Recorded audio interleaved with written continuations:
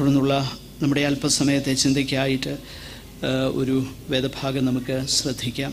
റോമാലേഖനം അതിൻ്റെ 8-ാം അധ്യായം 31 മുതൽ 35 വരെയുള്ള വേദഭാഗങ്ങൾ നമുക്ക് നമ്മുടെ ചിന്തയ്ക്കായിട്ട് ഈ രാത്രി സമയം നമുക്ക് ആ വേദഭാഗം ദൈവം നമുക്ക് അനുകൂലമെങ്കിൽ നമുക്ക് പ്രതികൂലമാണ്. സ്വന്തം പുത്രനെ ആദരിക്കാതെ നമുക്ക് എല്ലാവർക്കും വേണ്ടി ഏൽപ്പിച്ചു തന്നവൻ അവനോടുകൂടെ സകലവും നമുക്ക് നൽകാതിരിക്കുന്നു. ദൈവം തെരഞ്ഞെടുത്തവരെ ആ കുറ്റം ചുമത്തും. നീതീകരിക്കുന്നവൻ ദൈവം, ശിക്ഷ വിധിക്കുന്നവനാ. ക്രിസ്തുയേശു മരിച്ചവൻ, മരിച്ചിട്ട് ഉയർത്തെഴുന്നേറ്റവൻ തന്നെ. അവൻ ദൈവത്തിന്റെ വലതുഭാഗത്തിരിക്കുകയും നമുക്ക് വേണ്ടി പക്ഷപാതം കഴിക്കുകയും ചെയ്യുന്നു. ക്രിസ്തുവിന്റെ സ്നേഹത്തിൽ നിന്ന് നമ്മെ വേർപിരിക്കുന്നതാ കഷ്ടതയോ സങ്കടമോ ഉപദ്രവമോ പട്ടിണിയോ നഗ്നതയോ ആപത്തോ വാളോ. ആമേൻ. സ്തോത്രം. കഴിഞ്ഞ ആഴ്ചയിൽ അതിൻ്റെ 35 മുതൽ താഴോട്ടുള്ള വേദഭാഗം നമുക്ക് ചിന്തിപ്പാനായിട്ട് ഇടയായി തീർന്നു. അപ്പോസ്തലനാകുന്ന പൗലോസ്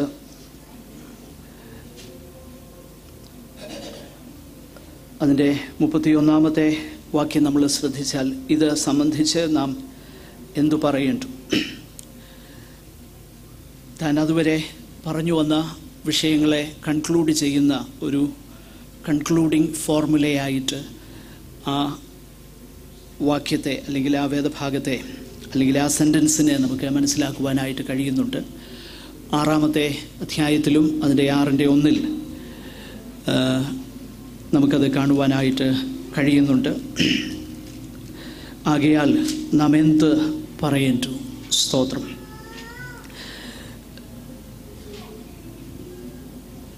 അതുവരെ പറഞ്ഞു വന്നതാകുന്ന വിഷയങ്ങളെക്കുറിച്ച് what shall we say in response to this? അതായത് മുകളിൽ അനേക കാര്യങ്ങൾ നമ്മളവിടെ വായിക്കുന്നു.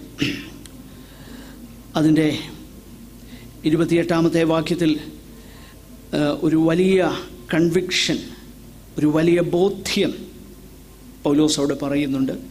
എന്നാൽ ദൈവത്തെ സ്നേഹിക്കുന്നവർക്ക്, നിർണയപ്രകാരം വിളിക്കപ്പെട്ടവർക്ക് തന്നെ സകലവും നന്മയ്ക്കായി കൂടി വ്യാപരിക്കുന്നു എന്ന് നാം അറിയുന്നു.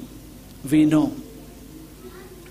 വളരെ ഉറപ്പായിട്ട് തനിക്കറിയാവുന്ന, തനിക്ക് ബോധ്യമുള്ളതാകുന്ന ഒരു കാര്യത്തെക്കുറിച്ച് പൗലോസ് അവിടെ പറയുന്നു. അതുകൂടാതെ അതിൻ്റെ 29 മുതൽ 30 വരെയുള്ള വാക്യങ്ങളിൽ നമ്മളവിടെ കാണുന്നു, ദൈവം മുന്നറിഞ്ഞവരെ തൻ്റെ പുത്രൻ അനേകം സഹോദരന്മാരിൽ ആദ്യജാതനാകേണ്ടതിന് അവൻ്റെ സ്വരൂപത്തോട് അനുരൂപരാകുവാൻ മുൻ നിയമിച്ചിരിക്കുന്നു. ദൈവം മുന്നറിഞ്ഞിരിക്കുന്നു, ദൈവം മുൻ നിയമിച്ചിരിക്കുന്നു, മുൻ നിയമിച്ചവരെ ദൈവം വിളിച്ചിരിക്കുന്നു, വിളിച്ചവരെ ദൈവം നീതീകരിച്ചു, നീതീകരിച്ചവരെ തേജസ്കരിച്ചുമിരിക്കുന്നു. അപ്പോൾ ആ പറഞ്ഞതിൻ്റെ വെളിച്ചത്തിൽ what shall we say in response to this? അതാണ് പോൾ ചോദിക്കുന്നത്. ഇത്രയും തൻ്റെ ആ ബോധ്യങ്ങൾ, തൻ്റെ കൺവിക്ഷൻസ്, ആ ബോധ്യങ്ങളുടെ വെളിച്ചത്തിൽ വാട്ട് ഷാൽ വി സേ, എന്താണ് നാം പറയേണ്ടത്? എന്നാൽ എന്ത് നാം പറയേണ്ടു എന്ന് പറഞ്ഞിട്ട് സത്യത്തിൽ ആ ചോദ്യത്തിന് മറുപടിയായിട്ട് അതിനോട് ചേർന്ന് അനേക ചോദ്യങ്ങൾ തന്നെയാണ് പൗലോസ് ആ വേദഭാഗത്ത് ചോദിക്കുന്നത്. What shall we say in response to this? എന്നിട്ട് ഒന്നാമത്തെ താൻ ഉന്നയിക്കുന്നതാകുന്ന ചോദ്യം, ദൈവം നമുക്ക് അനുകൂലമെങ്കിൽ നമുക്ക് പ്രതികൂലം ആർ? സ്തോത്രം. ഇവിടെ ഈ വേദഭാഗം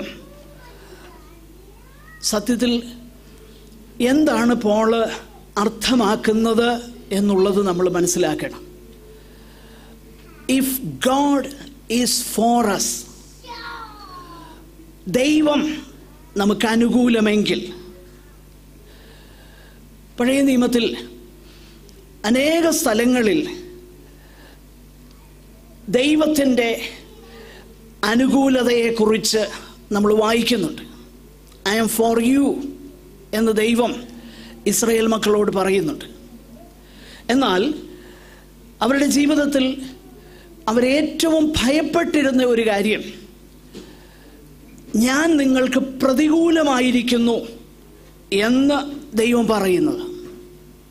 ഇസ്രായേൽ മക്കളുടെ ജീവിതത്തിൽ അവരേറ്റവും ഭയപ്പെട്ട വാക്കുകൾ, ഐ ആം എഗൻസ്റ്റ് യു, ഞാൻ നിങ്ങൾക്ക് പ്രതികൂലമായിരിക്കുന്നു.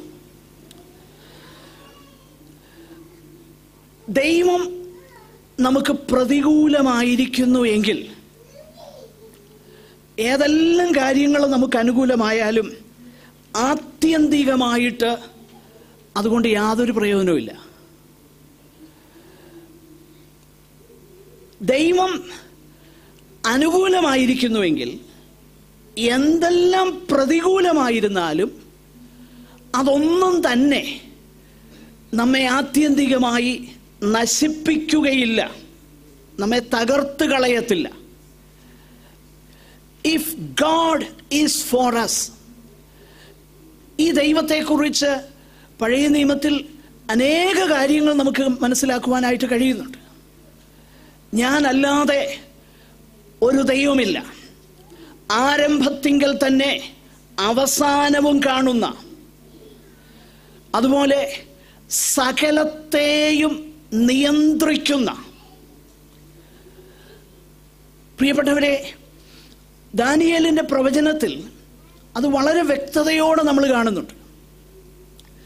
ദൈവവചനത്തിൽ നാം വായിക്കുന്നതാകുന്ന വളരെ വ്യക്തമാകുന്ന ഒരു കാര്യം, രാജത്വങ്ങളെക്കുറിച്ചും ഭരണങ്ങളെക്കുറിച്ചും ദാനിയേലിൻ്റെ പ്രവചനത്തിൽ നാം വായിക്കുന്നതാകുന്ന ഒരു കാര്യം, കർത്താവ് യഹോവയാകുന്ന ദൈവം തനിക്ക് ഇഷ്ടമുള്ളവർക്ക് അത് നൽകുന്നു എന്നുള്ളതാണ്.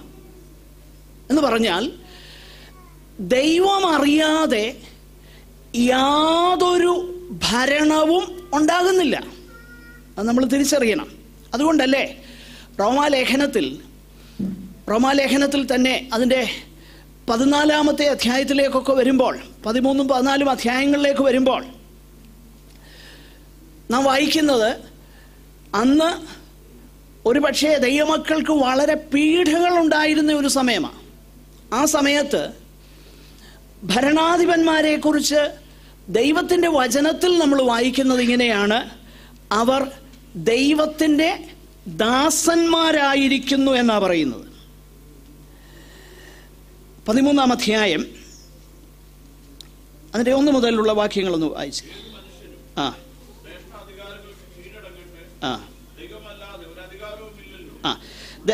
ദൈവത്താലല്ലാതെ ഒരു അധികാരവും ഇല്ലല്ലോ. അപ്പോൾ പഴയ നിയമത്തിലായാലും പുതിയ നിയമത്തിലായാലും ഈ ഒരു സത്യം നമ്മൾ കാണുന്നു. ദാനിയേലിൻ്റെ പ്രവചനത്തിൽ അത് വളരെ വ്യക്തമായി നമ്മൾ കാണുന്നു. തനിക്കിഷ്ടമുള്ളവർക്ക് അവൻ അത് നൽകുന്നു എന്നാണ് നമ്മൾ വായിക്കുന്നത്. ഇവിടെ നമ്മൾ വായിക്കുന്നത് റോമ ഗവൺമെൻറ്റിനെ കുറിച്ച് തന്നെയാണ് ഇവിടെ ദൈവത്തിൻ്റെ വചനത്തിൽ നമ്മൾ വായിക്കുന്നത്. എന്നിട്ട് ദൈവത്താലല്ലാതെ ഒരധികാരവും ഇല്ലല്ലോ, ഉള്ള അധികാരങ്ങളോ ദൈവത്താൽ നിയമിക്കപ്പെട്ടിരിക്കുന്നു എന്ന് പറഞ്ഞിട്ട് അതിൻ്റെ 5-ാം വാക്യത്തിൽ നമ്മളിങ്ങനെ വായിക്കുന്നു. അതിൻ്റെ 4-ാം വാക്യത്തിൻ്റെ അവസാന ഭാഗം,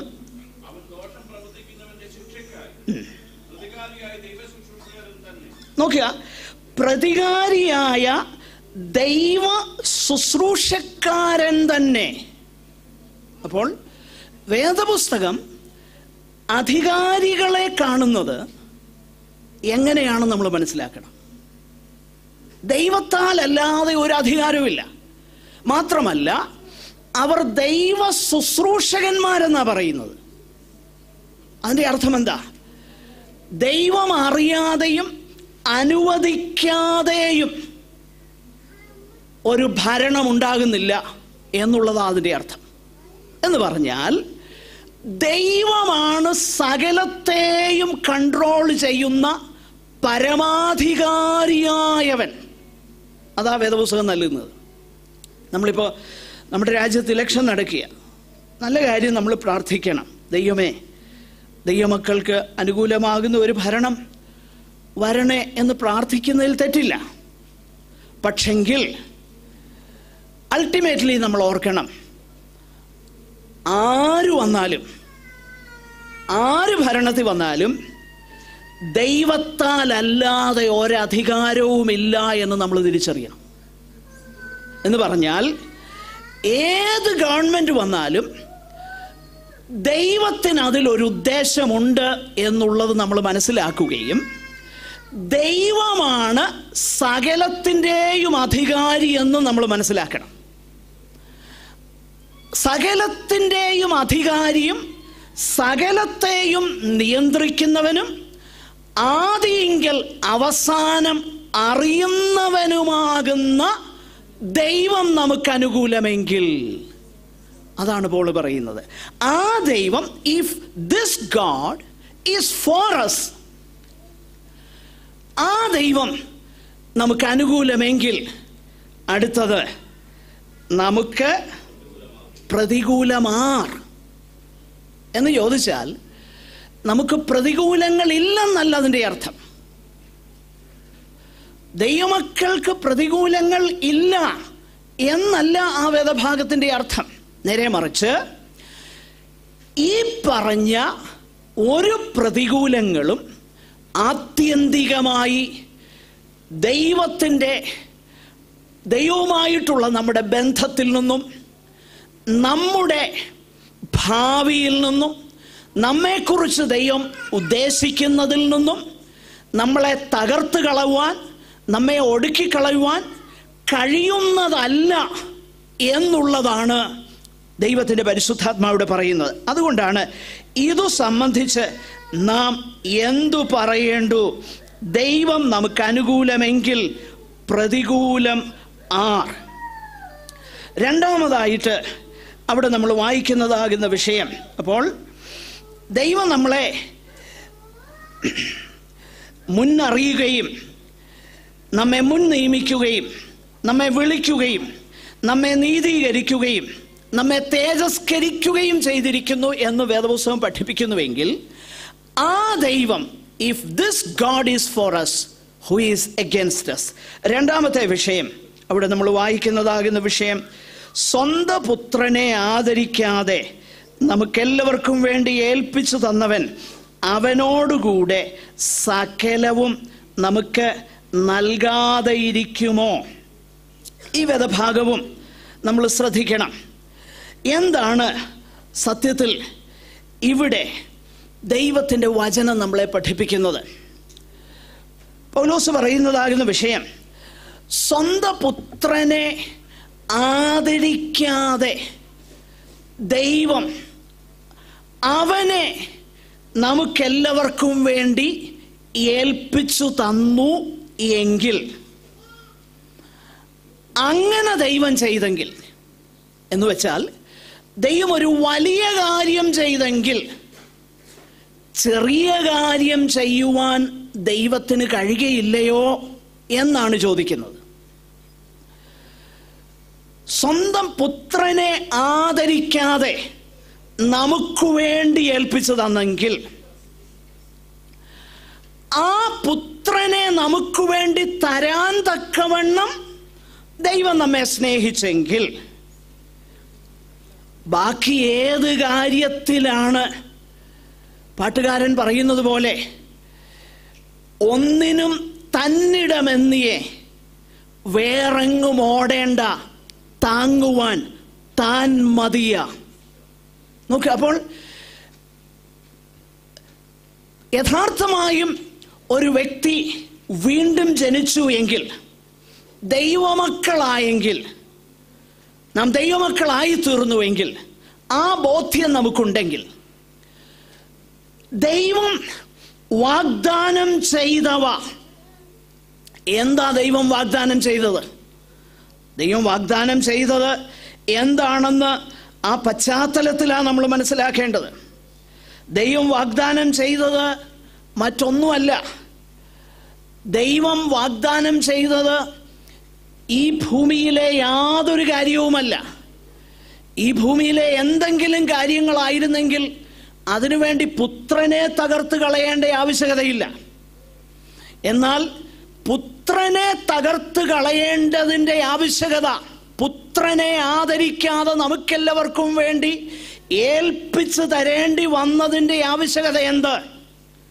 നമ്മുടെ പാപത്തിന് പരിഹാരം നൽകുവാൻ ലോകത്തിൽ യാതൊന്നിനും സാധ്യമല്ലാതെ ഇരിക്കുമ്പോൾ ദൈവം തൻ്റെ പുത്രനെ നമ്മുടെ പാപങ്ങൾക്ക് പരിഹാരമായി ഈ ഭൂമിയിലേക്ക് അയച്ചു എങ്കിൽ ആ പാപ പരിഹാര ബലിയിൽ യേശുവിൽ വിശ്വസിച്ച് രക്ഷിക്കപ്പെട്ട ഒരു ദൈവ പൈതലിനെ സുരക്ഷിതമായി സിയോൻ പുരിയിൽ കൊണ്ടുചെന്നെത്തിക്കുവാൻ, അതുവരെ നമ്മെ താങ്ങുവാൻ, അതുവരെ നമ്മെ കരുതുവാൻ, അതുവരെ നമ്മളെ പരിപാലിക്കുവാൻ, നമ്മുടെ ജീവനെ നിലനിർത്തുവാൻ, ദൈവത്തിൻ്റെ കരുണയിൽ, ദൈവത്തിൻ്റെ മനസ്സലിവിൽ, ദൈവത്തിൻ്റെ മഹാദയയിൽ നമ്മെ താങ്ങുവാൻ ദൈവം വിശ്വസ്തനാണ്. എന്തുകൊണ്ടാ ദൈവം വിശ്വസ്തൻ? സ്വന്തം പുത്രനെ ആദരിക്കാതെ നമുക്കെല്ലാവർക്കും വേണ്ടി ഏൽപ്പിച്ചു തന്നില്ലയോ? അതാണ് പോൾ പറയുന്നത്. കാരണം മുകളിൽ പറഞ്ഞ ആ കാര്യങ്ങളെല്ലാം ചെയ്യാൻ ദൈവം വിശ്വസ്തനാണ്. എന്തെല്ലാമാണ് അവിടെ പറഞ്ഞിരിക്കുന്നത്? അനേക കാര്യങ്ങൾ പറഞ്ഞിട്ടുണ്ട്. നാം മക്കളെങ്കിൽ അവകാശികളെന്ന് പറഞ്ഞിട്ടുണ്ട്. എന്താണ് അവകാശം? നാം ക്രിസ്തുവിനോടുകൂടെ തേജസ്കരിക്കപ്പെടും. നാം ക്രിസ്തുവിനോടുകൂടെ അവിടുത്തോടൊപ്പം നാം നിത്യമായി ആയിരിക്കും. ഈ കാര്യങ്ങളെല്ലാമാണ് ദൈവം തന്ന വാഗ്ദാനങ്ങൾ. അതാണ് പോൾ പറയുന്നത്. ഏറ്റവും വലിയ കാര്യം ദൈവം ചെയ്തെങ്കിൽ അതിലൂടെ എന്നെയും നിങ്ങളെയും രക്ഷിപ്പാൻ, ദൈവമക്കളാക്കി തീർക്കുവാൻ, ദൈവത്തെ സ്നേഹിക്കുന്ന ആ പദവിയിലേക്ക് നമ്മെ കൊണ്ടുവരുവാൻ ദൈവത്തിന് പ്രസാദം തോന്നിയെങ്കിൽ അതോടുകൂടി സകലവും ദൈവം നൽകാതെ ഇരിക്കുമോ എന്ന് പറഞ്ഞാൽ ഇവിടെ മറ്റൊന്നിനെ കുറിച്ചുമല്ല പറയുന്നത്. ദൈവവുമായിട്ടുള്ള നമ്മുടെ ബന്ധത്തെക്കുറിച്ചും ദൈവ സ്നേഹത്തിൻ്റെ ആഴത്തെക്കുറിച്ചുമാണ് ഇവിടെ പറയുന്നത്. അപ്പോൾ ദൈവം സ്വന്തം പുത്രനെ ആദരിക്കാതെ നമുക്കെല്ലാവർക്കും വേണ്ടി ഏൽപ്പിച്ചു തന്നു. അവനോടുകൂടെ സകലവും നമുക്ക് നൽകാതെ ഇരിക്കുമോ? മൂന്നാമതായിട്ട് പോൾ ചോദിക്കുന്നത്, ദൈവം തെരഞ്ഞെടുത്തവരെ ആർ കുറ്റം ചുമത്തും? നീതീകരിക്കുന്നവൻ ദൈവം, ശിക്ഷ വിധിക്കുന്നവൻ ആർ? ദൈവം തെരഞ്ഞെടുത്തവരെ ആർ കുറ്റം ചുമത്തും? നിശ്ചയമായിട്ടും നമ്മെ കുറ്റം ചുമത്തുന്ന ഒരാള് സ്വർഗത്തിൽ കയറി ചെല്ലുന്നുണ്ട് എന്ന് നമുക്കറിയാം. അതാണ് വെളിപ്പാട് പുസ്തകത്തിൽ നമ്മൾ വായിക്കുന്നത്. രാപ്പകൽ നമ്മുടെ സഹോദരന്മാരെ അപവാദം പറയുന്ന അപവാദി, ദ ഗ്രേറ്റ് അക്യൂസർ, സൈറ്റൻ, പിശാച്. എന്നാൽ ആ പിശാച് നമ്മെ കുറ്റം ചുമത്തുമ്പോൾ ആ കുറ്റം ചുമത്തുന്നത് ദൈവസന്നിധാനത്തിൽ നിലനിൽക്കുകയില്ല. എന്തുകൊണ്ടാണ് നിലനിൽക്കാതിരിക്കുന്നത്? നീതീകരിക്കുന്നവൻ ദൈവം, ശിക്ഷ വിധിക്കുന്നവൻ ആർ? അതായത് ദൈവമാണ് നമ്മെ നീതീകരിക്കുന്നുവെങ്കിൽ ഒരു പൈശാചിക ശക്തിക്കും നമ്മെ കുറ്റം വിധിക്കുവാൻ കഴിയുന്നതല്ല ദൈവസന്നിധാനത്തിൽ. യേശു കർത്താവിൻ്റെ രക്തത്താൽ നാം നീതീകരിക്കപ്പെട്ടെങ്കിൽ, നാം ശുദ്ധീകരിക്കപ്പെട്ടെങ്കിൽ, അതിൻ്റെ കാരണം താഴോട്ട് പോൾ പറയുന്നത് നമ്മൾ ശ്രദ്ധിക്കണം. ക്രിസ്തുയേശു മരിച്ചവൻ, മരിച്ചിട്ട് ഉയർത്തെഴുന്നേറ്റവൻ തന്നെ. നോക്കുക, എന്താണ് നമുക്ക് ശിക്ഷയിൽ നിന്ന് വിടുതൽ ലഭിപ്പാൻ ഇടയായി തീർന്നത്? യേശുക്രിസ്തു മരിച്ചു എന്നുള്ളതാണ് അതിൻ്റെ ഉത്തരം. റോമാലേഖനം 8-ാമത്തെ അധ്യായം അതിൻ്റെ 1-ാം വാക്യത്തിൽ നമ്മളിങ്ങനെ വായിക്കുന്നു, അതുകൊണ്ടിപ്പോൾ ക്രിസ്തുവേശുവിലുള്ളവർക്ക് ഒരു ശിക്ഷാവിധിയുമില്ല.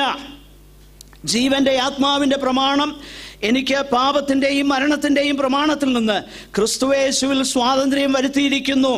ജഡത്താലുള്ള ബലഹീന നിമിത്തം ന്യായപ്രമാണത്തിന് കഴിയാഞ്ഞതിനെ സാധിപ്പിപ്പാൻ ദൈവം തൻ്റെ പുത്രനെ പാപജഡത്തിൻ്റെ സാദൃശ്യത്തിലും പാപം നിമിത്തവും അയച്ചു. പാപത്തിന് ജഡത്തിൽ ശിക്ഷ വിധിച്ചു. ക്രിസ്തുവിലായ ഒരു വ്യക്തിക്ക് ശിക്ഷാവിധി ഇല്ലാതെ ഇരിക്കുന്നതിൻ്റെ കാരണം പാപത്തിന് ദൈവം യേശുക്രിസ്തുവിൻ്റെ ജഡത്തിൽ ശിക്ഷ വിധിച്ചു. അങ്ങനെ യേശുക്രിസ്തു മരിക്കുകയും മരിച്ചിട്ട് ഉയർത്തെഴുന്നേൽക്കുകയും ചെയ്തവൻ തന്നെ. അതുമാത്രമല്ല കാരണം യേശു മരിച്ചിട്ട് ഉയർത്തെഴുന്നേറ്റു. എന്നാൽ ഇപ്പോൾ കർത്താവ് എന്താ ചെയ്യുന്നത്? അവൻ ദൈവത്തിൻ്റെ വലതുഭാഗത്തിരിക്കുകയും നമുക്ക് വേണ്ടി പക്ഷവാതം കഴിക്കുകയും ചെയ്യുന്നു. നോക്കുക, നമ്മെ സ്നേഹിച്ച് ഈ ലോകത്തിലേക്ക് കടന്നു വന്ന് പാപജഡത്തിൻ്റെ സാദൃശ്യത്തിൽ ഐക്യപ്പെട്ടവനായി, പാപത്തിന് ജഡത്തിൽ ശിക്ഷ വിധിക്കപ്പെട്ടവനായി, മരണത്തോളം നമ്മെ സ്നേഹിച്ച ആ കർത്താവ് ഇപ്പോൾ പിതാവിൻ്റെ സന്നിധാനത്തിൽ നമുക്ക് വേണ്ടി പക്ഷവാതം ചെയ്യുന്നത് കൊണ്ട് നമ്മെ കുറ്റം വിധിപ്പാൻ പിശാചിനു കഴിയുന്നതല്ല. സ്തോത്രം. അതാണ് if God is for us, ദൈവം നമുക്ക് അനുകൂലമെങ്കിൽ. മാത്രമല്ല, ഏറ്റവും അവസാനം, അത് നമ്മൾ കഴിഞ്ഞ ആഴ്ചയിൽ ചിന്തിക്കുകയുണ്ടായി, ക്രിസ്തുവിൻ്റെ സ്നേഹത്തിൽ നിന്ന് നമ്മെ വേർപിരിക്കുന്നതാർ.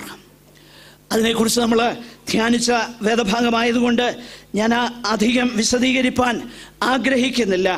അവിടെ പൗലോസ് പറയുന്ന കാര്യങ്ങൾ നമ്മൾ വിശദമായി ചിന്തിച്ചു.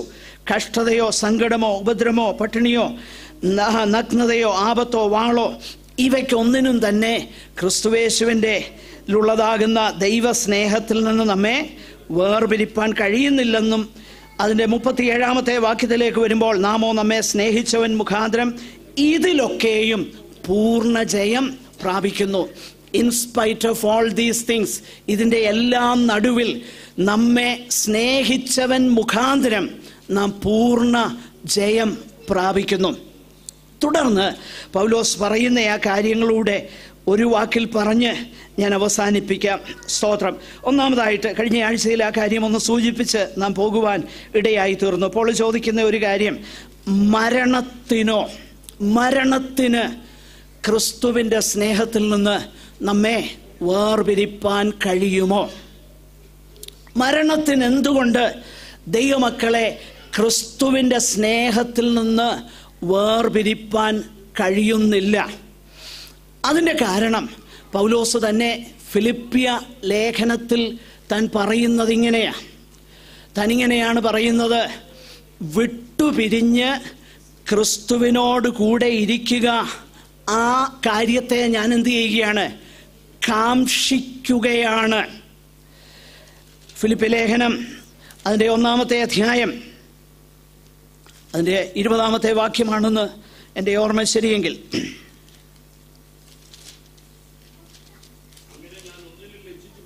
യെസ് യെസ്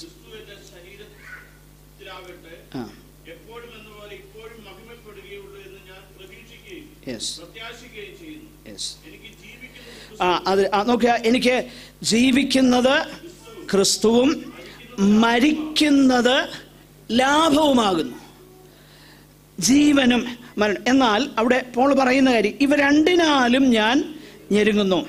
വിട്ടുപിരിഞ്ഞ് ക്രിസ്തുവിനോടുകൂടെ ഇരിപ്പാൻ എനിക്ക് കാംക്ഷയുണ്ട്, അത് അത്യുത്തമമല്ലോ എന്ന് പറഞ്ഞാൽ, ഇപ്പോഴായിരിക്കുന്ന അവസ്ഥയെക്കാളും ഇപ്പോൾ പോൾ പറയുന്ന കാര്യം ശ്രദ്ധിക്കണം.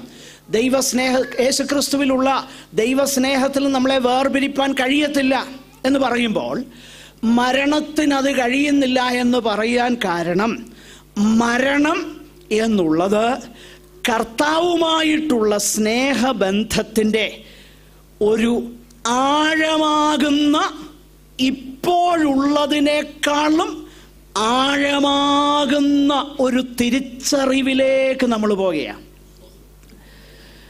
ഇപ്പോൾ നാം ഈ ജഡശരീരത്തിലായിരിക്കുമ്പോൾ പല സന്ദർഭങ്ങളിലും പാപം നിമിത്തം അതിനെ ആഴമായി അനുഭവിപ്പാൻ കഴിയാതെ ഇരിക്കുമ്പോൾ പൗലോസ് പറയുക, വിട്ടുപിരിഞ്ഞ് ക്രിസ്തുവിനോട് കൂടെ ഇരിക്കുന്നത് അത്യുത്തമമാണ്. കാരണം ഇപ്പോഴുള്ളതിനേക്കാളും ഉത്തമമാകുന്ന നിലയിൽ ദൈവസ്നേഹത്തെ അനുഭവിപ്പാനായി നാം പോകുകയാണ്. അതുകൊണ്ടാണ് മരണമേ നിന്റെ ജയം എവിടെ എന്ന് കൊരിന്ത്യർ ലേഖനത്തിൽ പോൾ ചോദിക്കുന്നത്. കാരണം മരണത്തിന് ദൈവമക്കളെ യേശുക്രിസ്തുവിലുള്ളതാകുന്ന ആ ദൈവസ്നേഹത്തിൽ നിന്നും വേർപിരിപ്പാൻ കഴിയുന്നതല്ല എന്ന് ഞാൻ ഉറച്ചിരിക്കുന്നു. പോൾ പറയുന്നതാകുന്ന ഒരു കാര്യം, ഇവ രണ്ടിനാലും ഞാൻ ഞെരുങ്ങുന്നു എന്ന് പറഞ്ഞാൽ ഏതാണ് തിരഞ്ഞെടുക്കേണ്ടതെന്ന് എനിക്കറിയുന്നില്ല.